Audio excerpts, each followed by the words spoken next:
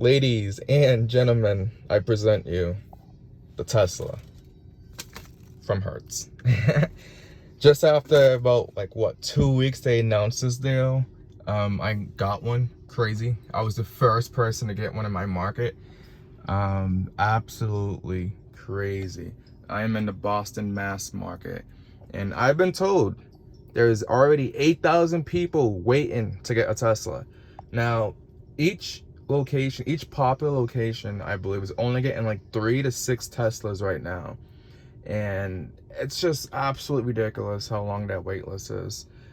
This is a good idea for Hertz, obviously. They are charging $334 a week to rent a Tesla. $334 a week.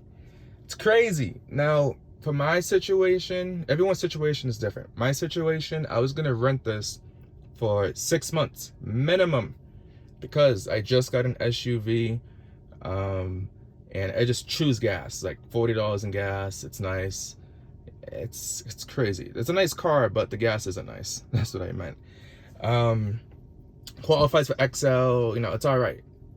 But I was gonna get rid of that because if I put the miles on, it's gonna depreciate and yada yada yada. Anyways, that's a whole different situation. It would make sense for me to rent this Tesla for 6 months rather than stay in my SUV.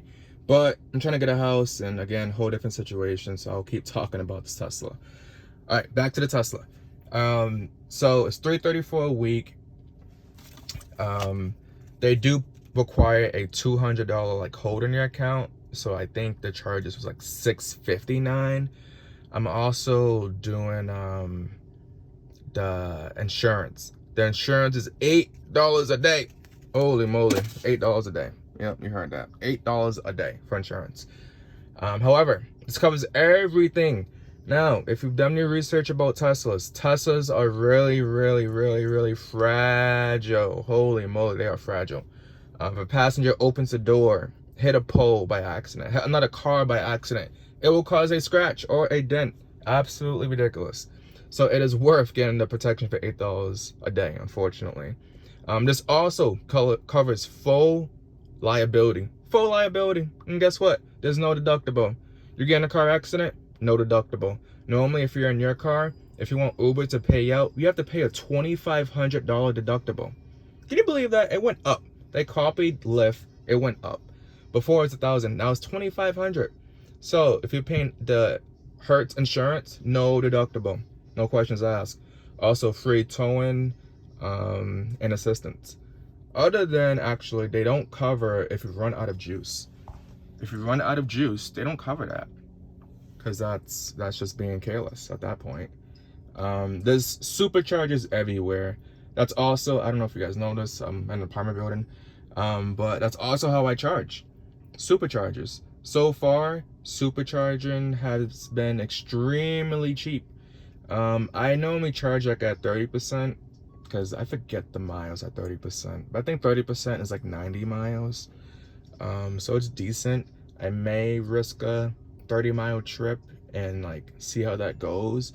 But I like charging at 30%, because it's about 30 minutes to get from 30% to 90%.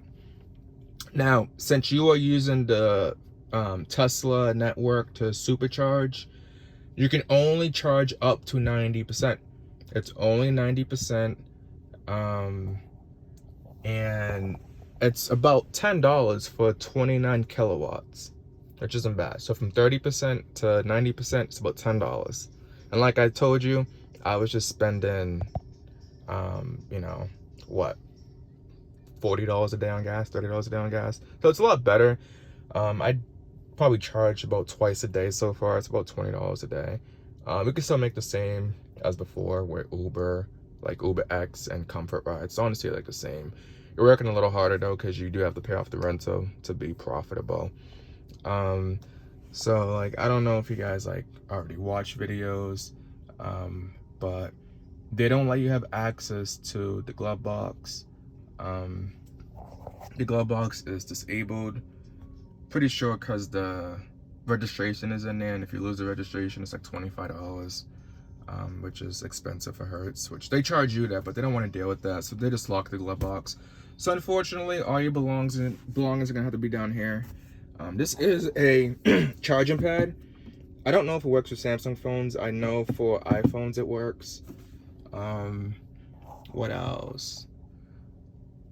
There is no, you can't change the regenerative braking to low. It's on high, like automatically. You can't change that. However, for stopping mode, I put hold. So that basically means the regenerative braking means that if you were to let go of your gas pedal, the car basically stops by itself. It's really, really annoying at first. And again, normally you can lower that if you were to buy a Tesla. But for some reason, you can't put that to low in the rental. I don't know why. But I have it under stopping mode. So when you lift off of the pedal, I said gas earlier. When you lift off the pedal, it's just gonna hold. It's gonna slowly brake and hold. So it's like the e-brake is always up. And you just press on the pedal and it goes. That's it. It's pretty cool. It's nice. Of course, the backlights will light up when you're letting go of the brake pedal, the gas pedal, electric pedal, excuse me. So yeah, it does have basic autopilot. You can't use it with passengers. I wouldn't recommend it too, because you know, if you're not paying attention and the Tesla goes into someone else's car, you're responsible. I don't know. It's just, you're not responsible, but it doesn't look right. You know, just don't use autopilot when you're with passengers. Just, yeah. You also don't have access to the Tesla app. You only have access to the key, which, where is the key? Let me see if I can find it. The key. Okay, so here is the key. Hertz Tesla key. They lock it up. You don't have access to the app. You just have access to the key. So yeah, there's that. When I first got it, it had 200 miles. Now, right there, it's 339 miles. So yeah, that's pretty cool. What else can I show you? You know, we have all this stuff. This, again, normal Tesla stuff. What else? Charging, like I said before. It only cost me $4.57 when I charged. This was going from, I think, like 50% to 90%, I believe. So that's at 29 kilowatts. You have your heated seat, you know, the fan. You know, this is all just basic Tesla stuff, really. Let me show you the space for like the trunk and the hood. So here is the front, and here is the trunk. So in order to use the trunk, you have to be in park. So let me show you that. So this is how you get out, by the way. Push the button. And this is going to be the trunk. So you can probably fit like one large suitcase in the trunk. I tried fitting 2 jumbo suitcases and they did not fit, unfortunately. So I just push this, power lift gate, voila. These are the 2021 models. Pretty cool. For passengers, I just tell them to push the black bigger button that pulls out, and voila, you just pull that. That's how it works. Pretty easy. For passengers to get out, they just push this top right, and as you see, it is labeled right there. So again, when passengers get in, you have Tesla. It's nice. It's really, really nice.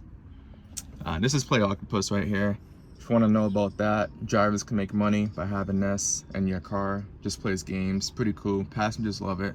I make about additionally $25 a week. I have a video about that though, so go take a look at that. Again, there's so much space I have. I'm out and I'm comfortable. I'm really, really comfortable. So let me just show you the front.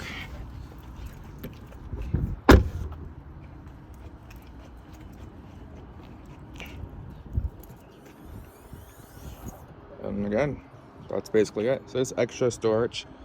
That just closes. Oh, voila.